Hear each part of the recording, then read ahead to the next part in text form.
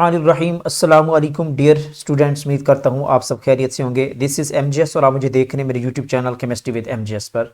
Students, SS chemistry interview series का आज एक न्यू वीडियो लेकर हाजिर हुए हैं और आज हम डिस्कस करेंगे 20 जनवरी के आज के इंटरव्यूज़, जो ऑलमोस्ट 60+ इम्पोर्टेंट क्वेश्चंस आज आपके साथ शेयर करेंगे। आज के इंटरव्यूज़ काफ़ी इंपॉर्टेंट हैं बिकॉज लेंथी इंटरव्यूज़ थे और काफ़ी जनरल टाइप के क्वेश्चंस भी पूछे गए, तो आज की वीडियो भी बहुत इंपॉर्टेंट होने वाली है, तो आपने इसको एंड तक देखना है। तो स्टार्ट करते हैं कैंडिडेट 1 का इंटरव्यू, जिसका demo topic nucleophilic substitution reaction था, यूनिमॉलिक्यूलर न्यूक्लियोफिलिक सब्स्टिट्यूशन रिएक्शन। तो यहाँ से क्वेश्चन पूछे गए कि व्हाट इज़ होमो क्या होता है। ये एक शॉर्ट टर्म्स हैं जिसको कहते हैं हाईली ऑक्युपाइड मॉलिक्यूलर ऑर्बिटल्स, इनको कहा जाता है हाईएस्ट ऑक्युपाइड या highly occupied molecular orbitals. And what is LUMO, detail given है, आप देखते जाएं क्योंकि काफ़ी सारे क्वेश्चंस हैं, तो आप इनका स्क्रीनशॉट भी ले सकते हैं, ये लेंथी वीडियो बन जाती है। ल्यूमो इसको कहते हैं लोएस्ट अनऑक्युपाइड मॉलिक्यूलर ऑर्बिटल्स, इनको कहा जाता है। It is the lowest energy orbital that can accept the electron, making it crucial in the chemistry reactivity. इस तरह सोमो एक होता है, this is the singly occupied molecular orbital, इनको कहा जाता है सोमो को। देन पूछा गया कि explain the Schrodinger wave equation. तो श्रोडिंगर वेव इक्वेशन जो है ये एक मैथमेटिकल इक्वेशन होती है जो basically wave function of the quantum system का वेव फंक्शन के बारे में इंफॉर्मेशन देती है, wave function over the time. It is the partial differential equation होती है that is based on the idea that all the matter has a wave associated with them. ये equations है, तो आप ये लिखवाई भी जा सकती है, तो इसको भी नोट कर लें, याद करके जाइएगा। What is the purpose of Schrodinger wave equation? तो बेसिकली इसका जो मेन पर्पस होता है to predict the probability of distribution of electron in the atom, कि आपके एटम यहाँ पे कहाँ पे इसकी प्रोबेबिलिटी रिलाय करती है। हु वाज श्रोडिंगर, श्रोडिंगर था कौन? ये ऑस्ट्रियन फिजिस्ट था जिसने मैकेनिक्स, वेव मैकेनिक्स को डिवेलप किया था। ये develop the wave mechanics and then he formulate the Schrodinger wave equation. पूछा गया कि explain the Planck's quantum theory, आपने प्लैंक्स क्वांटम थ्योरी को एक्सप्लेन करना है। तो Planck's quantum theory states that कि एनर्जी इज इमिटेड और absorbed in the discrete packets, इनको क्वांटा का नाम दिया गया, these are called the discrete packets. Subject expert जो कि प्रोफेसर रसूल खान थे, आज किसी कैंडिडेट ने ये नाम भी हमें शेयर कर दिया है, अच्छी बात है। तो ये यूनिवर्सिटी से थे। व्हाट इज SN1, ये क्वेश्चन पूछा गया कि ये यूनिमॉलिक्यूलर न्यूक्लियोफिलिक सब्स्टिट्यूशन रिएक्शन क्या होता है। वेरी सिंपल क्वेश्चन, आप इसको देख लें। What is the rate determining step in the SN1, definitely carbocation की फॉर्मेशन होती है। देन उसके बाद कुछ थीसिस से रिलेटेड क्वेश्चन पूछे गए, उनके एमफिल थीसिस से रिलेटेड क्वेश्चन है। अगर आप इसको करना चाहें तो अच्छी बात है, लेकिन आप अपने थीसिस के हवाले से जो एमफिल कैंडिडेट्स हैं जो एमफिल थीसिस लेके जा रहे हैं, तो वो ज़रूर इसको देख के जाएँ। और अगर आपके टॉपिक नवल टॉपिक है, आपको थीसिस पे कमांड है, तो फिर आप ज़रूर लेके जाएँ। अगर आपका टॉपिक अच्छा नहीं है, आपको थीसिस की हाउ नाउ नहीं है, कैरेक्टराइजेशन टेक्निक की हाउ नाउ नहीं है, कंप्लीट डिटेल, फिर आप मत लेके जाएं, ठीक है। इसके कोई एडिशनल मार्क्स नहीं होते। हाँ, सम टाइम अगर वो थीसिस का टॉपिक अच्छा डिस्क्राइब कर जाता है, उसको अच्छा टॉपिक होता है, ज़बरदस्त इंटरव्यू दे के चला जाता है, तो फिर ये होता है कि उसको थोड़ी बहुत उसकी फेवर मिल जाती है, इंटरव्यू में स्कोर ज़्यादा मिल जाते हैं बस। और अगर उसका थीसिस अच्छा वर्क ना हो और प्रॉपर तरीके से वो सही तरीके से उनको आंसर भी ना कर रहा हो, तो डेफिनेटली इसका जो है ना वो उल्टा जो है आप कह सकते हैं कि इसकी नेगेटिविटी जाती है। तो इसलिए इस चीज़ का ख्याल रखिएगा। डिफाइन पॉलीसेकेराइड्स, पॉलीसेकेराइड्स को डिफाइन करें। Polysaccharide these are the long chain carbohydrates made up of multiple monosaccharide units. Give an example of the heteropolysaccharides. तो जनरली दो मेन कैटेगरीज होती हैं, एक होमोपॉलीसेकेराइड होता है, एक हेटेरोपॉलीसेकेराइड होता है।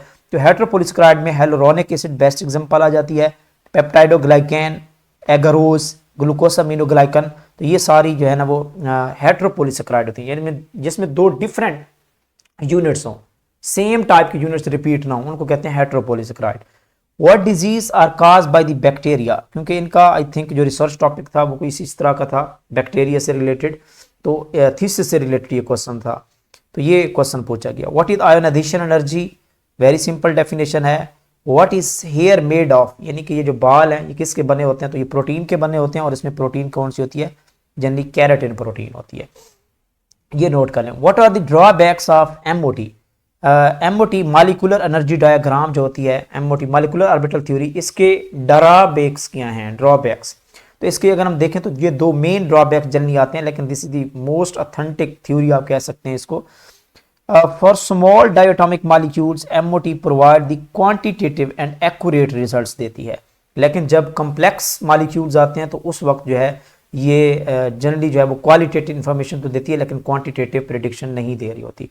इसी तरह इसका एक सेकंड ड्रॉबैक है कि बात करें कि ये predict about the bond order, bond length and bond strength may not always match experimental results. तो ये जो MOT के अकॉर्डिंग हम बॉन्ड ऑर्डर फाइंड आउट करते हैं, बॉन्ड लेंथ या बॉन्ड स्ट्रेंथ, ये जनरली समटाइम जो एक्सपेरिमेंटल रिजल्ट होते हैं उसके साथ क्लोजली मैच नहीं होती समटाइम। तो ये कुछ ड्रॉबैक हैं इसके। What are the drawbacks of the collision theory की ड्रॉबैक्स क्या हैं? कोलिजन थ्योरी जो है this assume all the collisions are effective, neglects the molecular orientation and does not consider energy distribution among the molecules. तो ये इसका drawback है।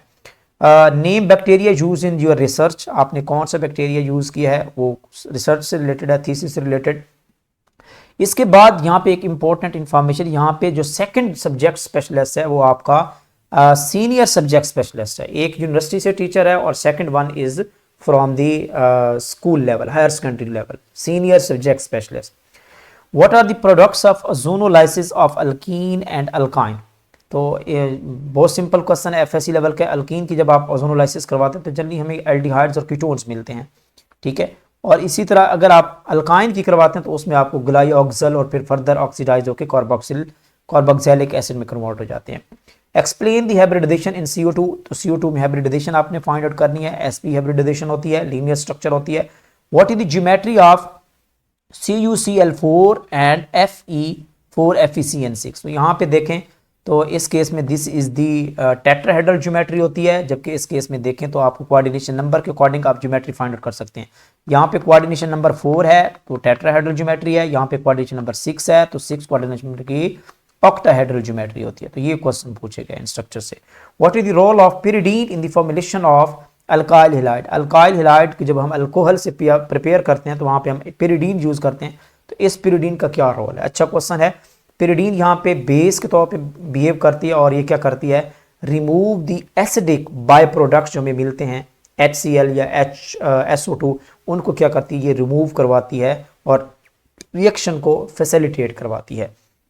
Explain the acid and base catalysed hydrolysis of alkyl nitrile.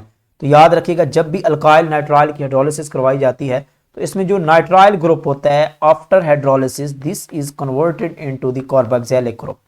तो ये एक general यानी कि concept है। तो इसमें दो टाइप के मैकेनिज्म होते हैं। अगर आप एसिडिक कंडीशंस अप्लाई करते हैं तो आपको एसिटिक एसिड मिलता है, कार्बोक्सिलिक एसिड मिलता है, और उसके साथ साथ अगर आप अल्कलाइन हाइड्रोलिसिस करवाते हैं तो आपको एसिटिक एसिड का यानी कि सॉल्ट मिलता है। तो ये देख लेंगे। ये थे जी क्वेश्चन ऑलमोस्ट जो है वो 25 क्वेश्चन जो इस कैंडिडेट से पूछे गए। बहुत लेंथी इंटरव्यू था। इसके साथ साथ सेकंड जो इंटरव्यू है कैंडिडेट का वो भी काफ़ी लेंथी था। अच्छे क्वेश्चन पूछा गया। इनका जो डेमो टॉपिक था वो था लॉ ऑफ मास एक्शन। तो फौरन उन्होंने पूछा एक्टिव मैस क्या होता है। Active mass is basically this is the active concentrations of the substance in the reactions and it is expressed by the moles per liter में। Basically this is the concentration आप कह सकते हैं इसको। What is angstrom? तो ये length का unit होता है या रेडियस में भी इसका यूनिट हम लेते हैं और इसकी पावर 10⁻⁻10 होती है। एंटीमोनी क्या होता है? एलिमेंट है और इसको SB से रिप्रेजेंट किया जाता है। इसका एटॉमिक नंबर 51 होता है। लस्ट्रस होता है। Silvery metalloid use in the alloy, ये मेटलाइड नेचर होती है इसकी। ये कुछ इंपॉर्टेंट प्रॉपर्टीज हैं। देन पूछा गया कि व्हाट इज फार्मूला ऑफ नाइट्रोग्लाइसरीन। अच्छा ये 2-3 कैंडिडेट से ये क्वेश्चन पूछा गया तो ये रिपीटेड क्वेश्चन रहा है आज का।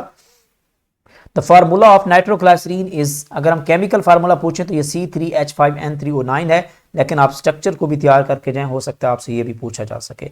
What is the formula of मोमबत्ती? क्योंकि मोमबत्ती पैराफिन वैक्स होती है। This is the paraffin wax and paraffin wax is the saturated hydrocarbon होते हैं। ये कौन से होते हैं?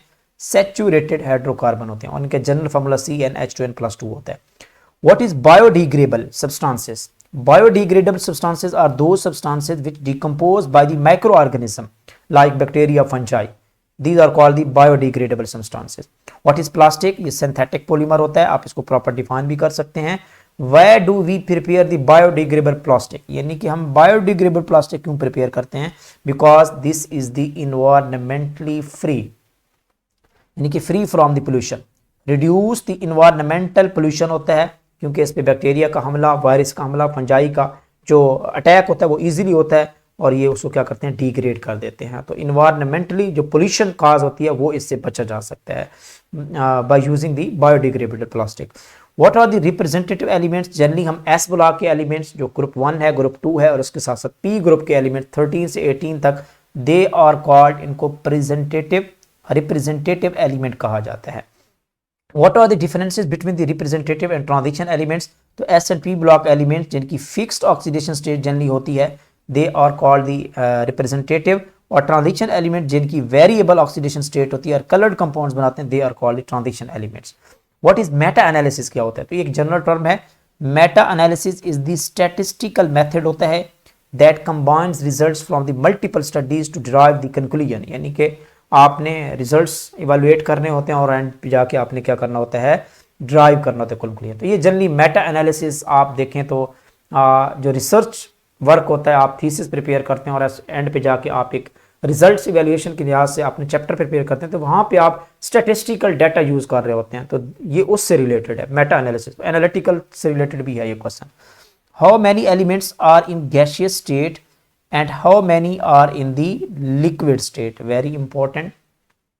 तो टोटल ऑलमोस्ट जो है वो 11 एलिमेंट्स हैं जो जनरली गैसियस एलिमेंट्स कहलाते हैं। हाइड्रोजन है, इसमें हीलियम है, nitrogen, oxygen, fluorine, chlorine, argon, krypton, xenon, radon and neon, all the noble gases as well as the बाकी एलिमेंट। तो ये ऑलमोस्ट 11 है। इस तरह कौन से, अच्छा यहाँ पे रूम टेम्परेचर पे है, ये भी नोट कर लें, एट दी रूम टेम्परेचर पे जनरली ये होते हैं। इसी तरह यहाँ पे देखें लिक्विड स्टेट में 2 एलिमेंट्स हैं जो रूम टेम्परेचर पे लिक्विड फॉर्म में होते हैं, एक ब्रोमीन है और एक मरकरी है। Name the elements that exist naturally in one state, यानी कि आपने उन एलिमेंट्स का नाम बताना है जो नेचुरली एक ही स्टेट में एग्जिस्ट करते हैं but changes to the liquid with increase in temperature. जैसे ही आप रूम टेम्परेचर से थोड़ा सा अबव जाते हैं तो वो फौरन जो है ना वो लिक्विड में कन्वर्ट हो जाते हैं। तो इनकी जो बेस्ट एग्जांपल्स है वो आपके पास फ्रेंशियम है, सीजियम है और गैलियम है। ये 2 एलिमेंट तो बेस्ट एग्जांपल्स में आते हैं। These elements are metals that become liquid at just above the room temperature. तो ये नोट कर लें, क्वेश्चन अच्छा है। Difference between the double beam and single beam spectrophotometer, ये आपने यूज किया होगा। सिंगल बीम में क्या होता है, इसमें जनरली 1 लाइट पाथ होता है। सैंपल एंड रेफरेंस आप सेपरेट सेपरेट यूज करते हैं। पहले आप क्या लेते हैं, रेफरेंस लेते हैं, वो रीड करते हैं, फिर आप सैंपल लेते हैं, फिर आप इस मैनुअली जाके आप इसको क्या करते हैं, माइनस वगैरह करते हैं, तो फिर आपकी जाके एक्चुअल में आपकी वैल्यू आती है।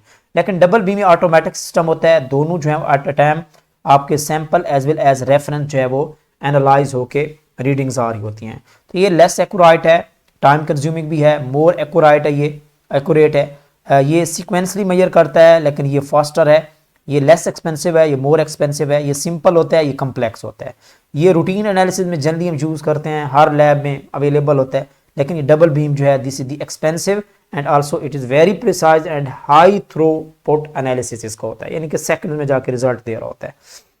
Example of zero order reaction, तो इसमें all the photochemical reactions like जो हम पढ़ते हैं इस तरह decomposition of ammonia on the प्लास, किसी भी गैशियस फेज का reaction on the solid surface of the catalyst, वो भी जीरो ऑर्डर को फॉलो करता है क्योंकि इनिशियल कंसंट्रेशन पे डिपेंड नहीं करता रेट। और photochemical decomposition of hydrogen iodide, तो ये भी आपके जीरो ऑर्डर की एग्जाम्पल में आते हैं। What is the product of beta elimination reaction, alpha beta elimination reaction जो है ये जनरली कहाँ पे होता है, जब आप अल्कोहल की एलिमिनेशन करवाते हैं तो आपको उसके रिजल्ट में आपको अल्कीन मिल रही होती है, elimination reaction, E1 E2 elimination reaction. What is the formula of dipole moment, का फार्मूला होता है charge multiply distance between the two opposite charges, this is the formula. इसका यूनिट जो होता है वो जनरली क्या होता है, डिबाय होता है, ऐसा unit.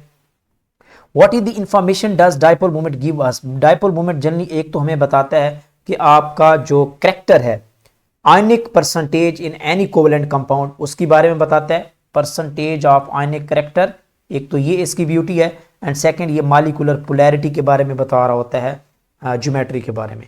Which test use for the detection of acetone, तो एसीटोन को अगर आपने डिटेक्ट करना है तो आप सिंपली इसका यूज कर लें, टेस्ट बड़ी फेमस टेस्ट है आइडोफॉर्म टेस्ट, क्योंकि मिथाइल कीटोन जो हैं ये टेस्ट पॉजिटिव टेस्ट देते हैं जबकि जो बाकी कीटोन्स हैं वो इसका नेगेटिव टेस्ट देते हैं।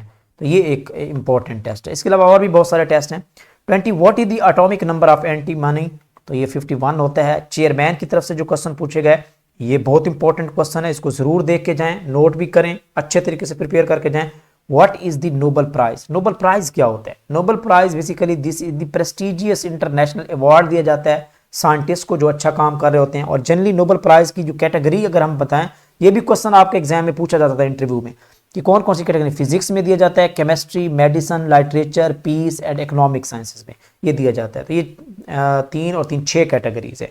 तो ये 2024 के जो नोबेल प्राइज विनर हैं, ये टेबल गिवन है, ये मैंने अपने व्हाट्सएप चैनल में भी शेयर किया है जहाँ पे मैं काफ़ी अपडेट्स भी देता रहता हूँ। तो आप ऑफिशियल जो हमारा व्हाट्सएप चैनल उसको जरूर ज्वाइन करें, इंशाल्लाह आपको लम्बा बलम्बा जो अपडेट्स हैं, अच्छी news related to the chemistry, related to the jobs आपको वहाँ पे मिलेंगी। तो डिस्क्रिप्शन में लिंक मौजूद है हमारे यूट्यूब व्हाट्सएप चैनल का, तो आप उसको ज्वाइन कर सकते हैं। तो ये नोबेल प्राइज हैं, कुछ मैं आपके साथ यहाँ पे डिटेल में शेयर कर देता हूँ, बल्कि आपने इसको स्क्रीनशॉट ले लें। एटलीस्ट जो केमिस्ट्री का नोबेल प्राइज है ये तो आप जरूर अपने माइंड में रखें ना, because you are chemistry subject. तो केमिस्ट्री की फील्ड में जो नोबेल प्राइज इस मरतबा दिया गया वो यूएसए के साइंटिस्ट थे, एक था डेविड बेकर और उसके साथ साथ डेमिस हेसेब्स ये ब्रिटिश का था, और जॉन एम जेम्पर ये भी यूएस का था। इन 3 लोगों को दिया गया कंबाइन। और किस वजह से दिया गया? क्योंकि इन्होंने कंप्यूटेशनल प्रोटीन डिजाइन की थी, इस पे इन्होंने काम किया था, जिसकी वजह से इनको नोबेल प्राइज दिया गया। इस तरह बाकी सब्जेक्ट से भी आपसे पूछे जा सकते, तो आप उनको भी देख लें। देन पूछा गया कि why is it called the Nobel prize? इसको नोबेल प्राइज का नाम क्यों दिया जाता है? नोबेल प्राइज क्यों कहते हैं? क्योंकि ये एक नोबेल साइंटिस्ट था जिसका नाम था अल्फ्रेड नोबेल। सबसे पहले जो है ना ये स्वीडिश केमिस्ट है, इंजीनियर था, इन्वेंटर था। इस प्राइजेस का establish the prizes in his will, यानी कि इन्होंने स्टार्ट किया था, इनिशिएट किया था कि जो अच्छा काम करता है, नोबल काम कर रहा होता है, तो उसको नोबेल प्राइज दिया जाए। तो उस वजह से जो है ना इसको नोबेल प्राइज का नाम दे दिया गया, और फिर जो है ना वो ईयर बाय ईयर दिए जाते हैं। अल्फ्रेड नोबेल, तो यानी कि आप कह सकते हैं कि दिस इज द पायोनियर। 23 है, from which country does Alfred Nobel belongs? तो ये स्वीडन से, सूडान से बिलोंग करता है, ये भी नोट कर लें। What is a literature review? क्या होता है? ये थीसिस से रिलेटेड क्वेश्चन है। Literature review is the comprehensive survey होता है and evaluation of the existing research work होता है। What is law? लॉ क्या है ये पूछा गया। Difference between the law and theory, यहाँ पे देखें तो लॉ जो है this is the natural, happens in the nature, empirical relationship होता है, और इसके साथ साथ ये फिनोमिना होता है। इसके साथ बात करें तो ये derived from the repeated experimental observation से इसको लिया जाता है, and this is based on the experimental evidence, experiment की एविडेंस की बेस पे होता है। ये कुछ इंपॉर्टेंट डिफरेंस है, 2-3 आप याद कर लें इसको। What is the difference between the hypothesis and theory? तो हाइपोथेसिस जो है ये टेस्टेबल प्रिडिक्शन होती है, एजम्पशन होती है, जबकि थ्योरी जो है ये well supported and broadly accepted explanation of phenomena होती है। ये भी डिफरेंस याद रख लें, जनरल टर्म्स हैं। इसके साथ साथ जो थर्ड इंटरव्यू कंडक्ट हुआ यहाँ पे आज, उसका जो डेमो टॉपिक रहा वो आइसोमरिज्म था। तो इनसे क्वेश्चन पूछे गए कि what are the uses of potassium permanganate? तो एज ए ऑक्सीडाइजिंग एजेंट सबसे मेन इसका यूज़ है, used in the redox reaction में, लेबॉर्ट्रीज, इंडस्ट्रीज में यूज़ होता है, डिसइंफेक्टेंट के तौर पे भी काम करता है, और इसके साथ साथ इसको हम टाइट्रेशन में भी यूज़ कर रहे होते हैं KMnO4 को, और organic synthesis, different alcohols, alkenes, aldehyde को ऑक्सीडाइज करने के लिए यूज़ होता है। तो ये रिपीटेड क्वेश्चन है, तो इससे प्रीवियस कैंडिडेट से भी ये क्वेश्चन पूछा गया। नाइट्रोग्लाइसरीन का फार्मूला बताएं। How acetic buffers are prepared? Buffers, acetic buffers कैसे प्रिपेयर कर जाते हैं? तो आप वीक एसिड लेते हैं और उसका जो है कॉन्जुगेट, साल्ट की कॉन्जुगेट बेस लेते हैं।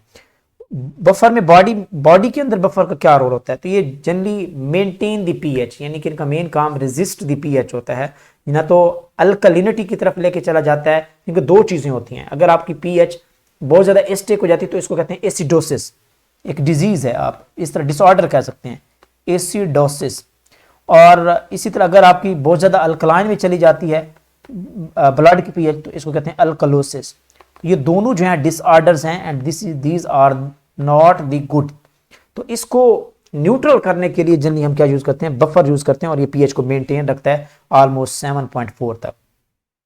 What is special arrangement? क्या होती है? तो ये स्टीरियोकेमिस्ट्री से रिलेटेड टर्म है। This deals with the special arrangement of atoms in the molecule influencing in the space, basically arrangement of atom molecules in the space, this is called the special arrangement कहते हैं इसको।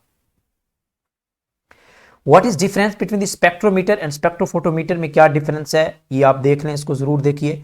क्योंकि ये जो spectrometer होता है, this measure the full spectrum of light, यानी कि intensity at all the wavelength. और ये क्या करता है, measure the how much light, यानी कि ये मेजर इसका फंक्शन होता है क्वांटिफिकेशन, क्वांटिफिकेशन यानी कि एब्जॉर्बेंस मेजर करना होता है स्पेक्ट्रोफोटोमीटर का काम। Use to study the properties of light emission और एब्जॉर्प्शन, और ये क्या करता है, find the concentration of the substance. ये इंपॉर्टेंट डिफरेंस है। ये क्या करता है, give a full graph of light and this give the absorbance and transmittance of light.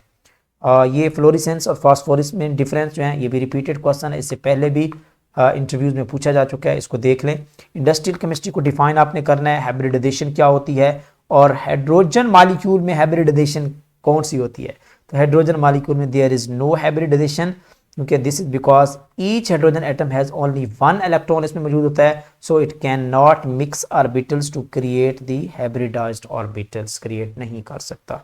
तो ये थी आज की क्वेश्चन। इस तरह चेयरमैन की तरफ से बहुत इंपॉर्टेंट क्वेश्चन पूछे गए, नोट करें इसको, वेरी इंपॉर्टेंट क्वेश्चन पूछे गए कि current leader of Hamas, Hamas का इस वक्त जो करंट लीडर है वो कौन है, तो ये है मोहम्मद सिंवार, जो कि इस वक्त हमास का करंट लीडर है गजा स्ट्रिप में।